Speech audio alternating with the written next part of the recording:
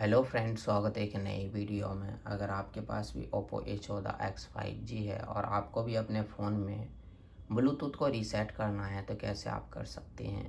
तो चलिए वीडियो करते हैं स्टार्ट। सबसे पहले आपको अपने फ़ोन में सेटिंग्स को करना है ओपन, ऊपर की तरफ स्क्रॉल करना है। यहाँ पर आपको मिलेगा सिस्टम एंड अपडेट, क्लिक करना है और यहाँ पर आपको मिलेगा बैकअप एंड रीसेट, क्लिक करना है। रीसेट फ़ोन पर क्लिक करना है। उसके बाद आपको इस टाइप का इंटरफेस देखने को मिलेगा। Reset network and Bluetooth settings पर क्लिक करेंगे। अगर आपने डिवाइस में लॉक सेट कर रखे हैं तो आपको डिवाइस को कर लेना है अनलॉक। रीसेट पर क्लिक करना है, 5 से 10 सेकेंड वेट कर लेना है। आपका ब्लूटूथ जो है रीसेट हो जाएगा।